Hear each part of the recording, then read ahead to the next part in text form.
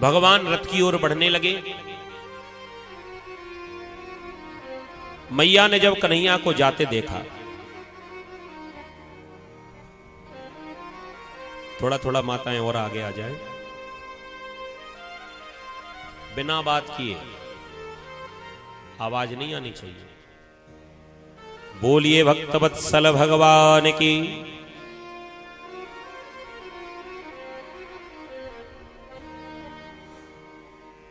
शांति का दान दे। ये कुछ गंभीर प्रसंग हैं, इनको ध्यान से ही सुने।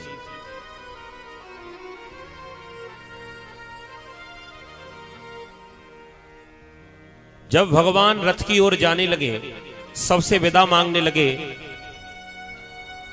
गोपियों से कहा रोना मत, मैं परसों वापस आ जाऊंगा। राधा रानी की तरफ इशारा किया, जीवन में कभी रोना मत, अब मैं लौटकर कभी नहीं आऊंगा।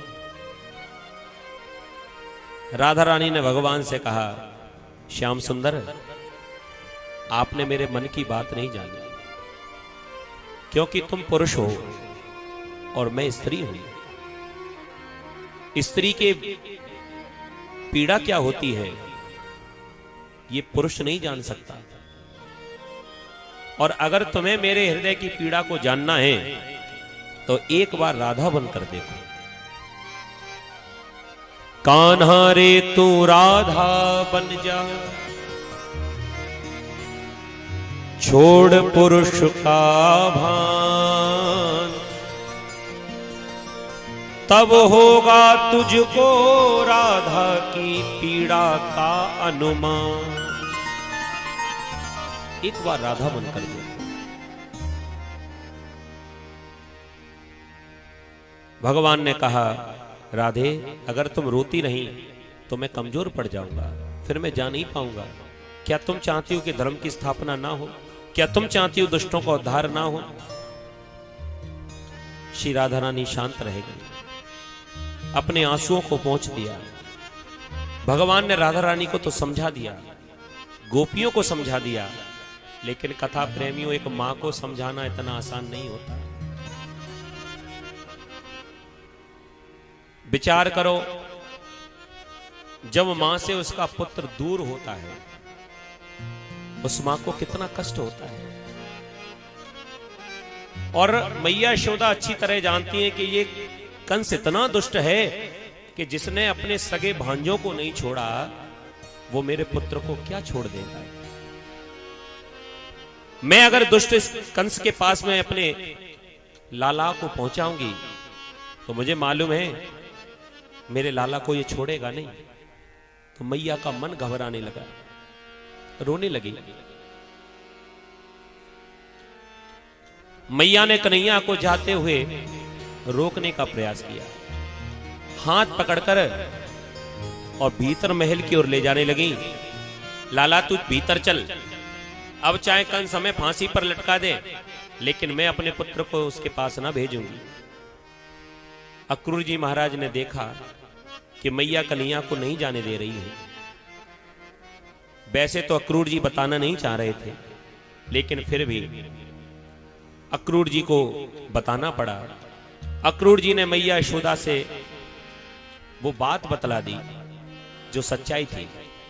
अक्रूर जी कहने लगे, मैया, जिस पुत्र के लिए आप इतना रो रही हो ना, जिस पुत्र के लिए आप इतना दुखी हो रही हो, शायद आपको मालूम नहीं है वो तुम्हारा असली बेटा नहीं है, आप उसकी असली मां नहीं हो। कृष्ण की असली मां तो देवकी है, जो कि कंस के कारागृह में बंद है। मैया यशोदा ने जैसे ही सुना, मैया यशोदा तो धड़ाम से पृथ्वी पर जाकर गिर गई, मूर्छित हो गई। इतना प्रेम करती है अपने पुत्र को, अपने लाला को, अपने कन्हैया को। आज जब अक्रूर जी ने सच्चाई बतलाई, मूर्छित हो गई मां। और क्यों ना हो, यह बात केवल वो मां ही समझ सकती है जो अपने पुत्र को प्रेम करे और लगभग 11 वर्षों तक अपने पुत्र को पाले पोसे, और 11 वर्ष के बाद उसे पता चले कि जिसको वो अपना बेटा समझती है वो तो उसका पुत्र ही नहीं है। मैया यशोदा जब मूर्छित होकर पृथ्वी पर गिरी, भगवान ने जाकर मैया यशोदा को संभाला। मैया यशोदा को जब होश में लेकर आए, मैया जब होश में आई तो रोने लगी और रो रोकर विधाता को कोसने लगी। सुखदेव जी महाराज कहते, राजन परीक्षित, किस प्रकार मैया यशोदा ने विधाता को कोसा। अहो विधातस्तवना क्वचित् दया संयोज्य मित्रात् प्रणयेन देहिनः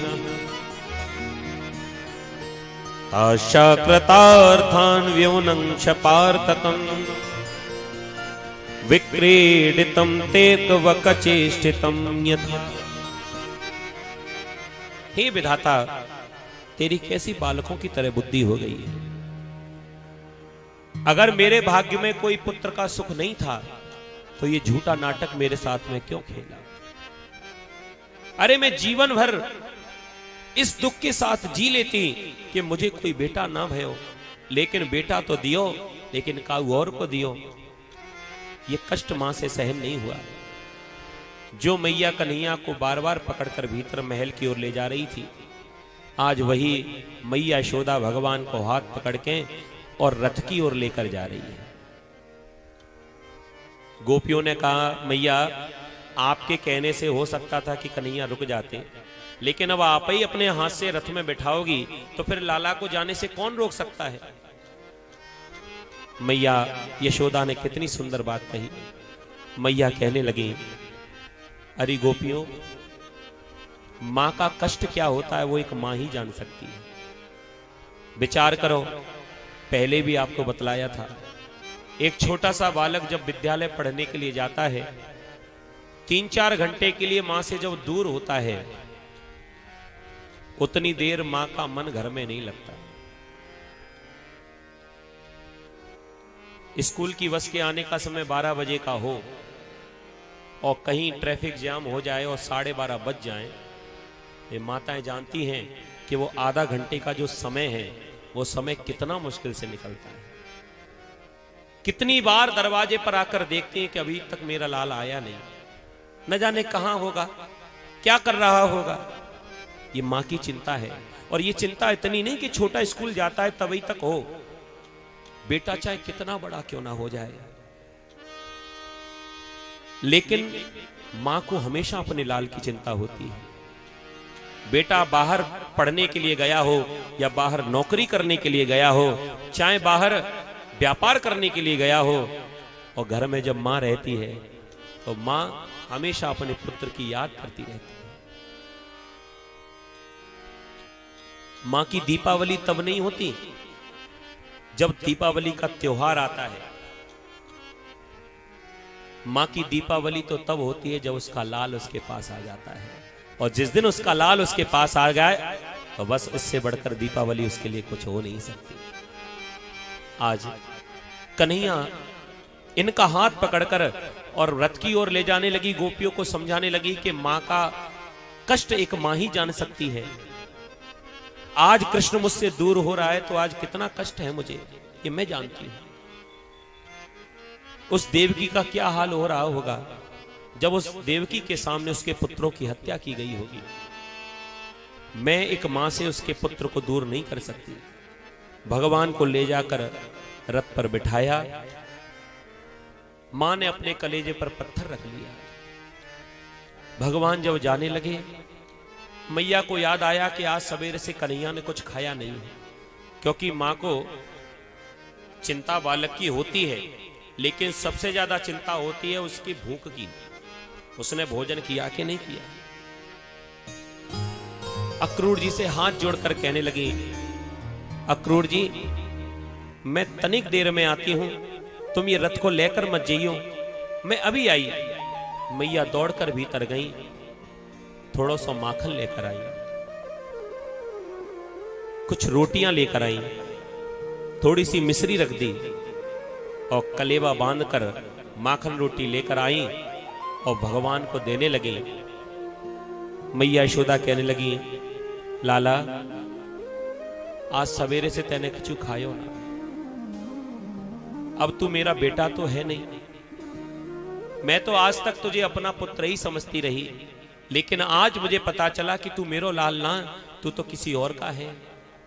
लेकिन अब मेरे घर से जा रहा है, तो जैसे रोज तुझे माखन रोटी खिलाती थी, कम से कम ये आखिरी बार मेरी माखन रोटी को तू अपने हाथ में रख ले, अपने पास रख ले, से स्वीकार कर ले।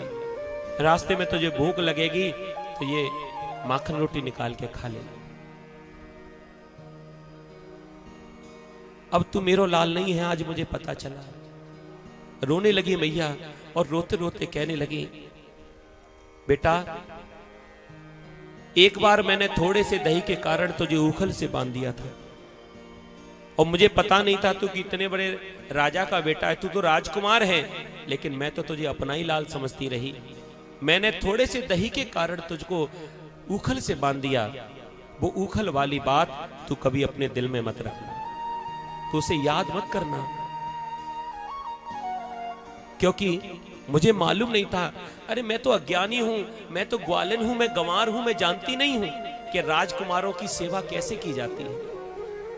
मैं तो अपना पुत्र समझकर तेरी सेवा कर रही थी। भगवान ने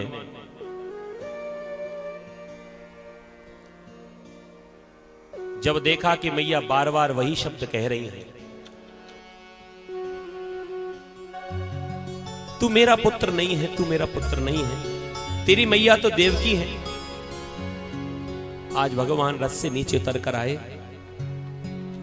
और भगवान ने हाथ जोड़कर मैया से जाते जाते कहा कि मां, भले ही मुझे जन्म किसी ने भी दिया हो, भले ही मेरी असली मां कोई भी हो, लेकिन वास्तव में मेरी मां तो तू ही है। जो तूने मुझे इतना लाड़ दिया, इतना प्रेम दिया, मेरी खुद की मां भी मुझे इतना प्रेम नहीं दे सकती, क्योंकि बचपन से तूने ही तो मुझे चलना सिखाया।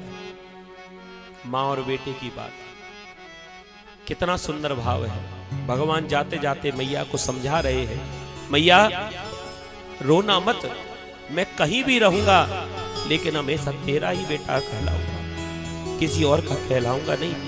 भले ही देव की मां मेरी मां क्यों ना हो, लेकिन मेरी मां तो तू ही है। कहने लगे,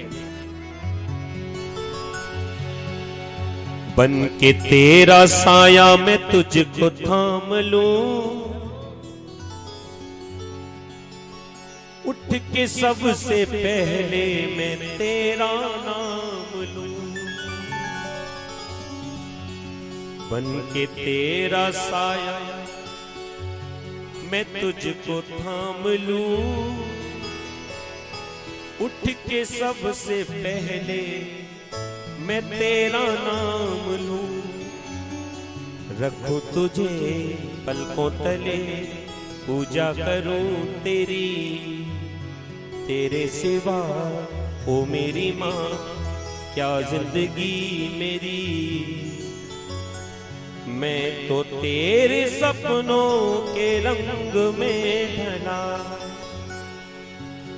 तेरी उंगली पकड़ के चला, ममता के आंचल में पला। माँ ओ मेरी माँ, मैं तेरा लाडला। माँ ओ मेरी माँ, मैं तेरा लाडला। जीवन में कहीं भी रहूं, लेकिन मैं हमेशा तुम्हारा ही बेटा बनकर रहूंगा। देवकी का बेटा है कृष्ण, ये तो कोई कोई जानेगा, लेकिन यशोदा का बेटा ये सब जानेंगे। मैं आज आपसे कहता हूं कि मेरी सच्ची मां तो आप ही हो। और मां बिल्कुल दुखी मत होना, मैं आपसे कहता हूं, मैं जहां भी रहूंगा हमेशा तुम्हें याद करता रहूंगा। मैं आपके प्रेम का जो कर्जा है वो जीवन में कभी चुका नहीं सकता। कभी मुझे मौका मिलेगा तो मैं तुझसे मिलने जरूर आऊंगा। और तू कह रही है ना कि उखल वाली बात भूल जाए, तो मां सही बताऊं, दुनिया में सारी बातें भूल सकता हूं, लेकिन ऊखल वाली बात तो मैं कभी नहीं भूल सकता, क्योंकि पूरी दुनिया में ऐसी कोई डोर नहीं है जो मुझे बांध सके, लेकिन धन्य है मां, तूने अपने प्रेम की डोर से मुझे भी बांध दिया। ऐसी डोर संसार में दूसरी नहीं हो सकती जो भगवान को भी बांध ले। आज भगवान दुखी हो गए, जाते जाते भगवान इतना रोए कि आज भगवान ने अपना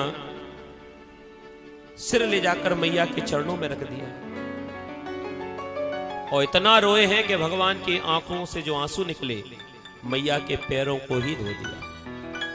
और मां भी आज इतना रोई है कि भगवान की आंखों से जो आंसू निकले, मैया की आंखों से जो आंसू निकले वो भगवान के सिर पर जाकर गिर रहे हैं। भगवान का पूरा सिर गीला हो गया, इतना रोई मैया यशोदा। भगवान को बार बार अपने गले से लगा रही है, बार बार कह रही लाला थोड़ा जी भर के तुझे देख लेने दूं, पता नहीं दोबारा तू मुझे देखने को मिलेगा कि नहीं।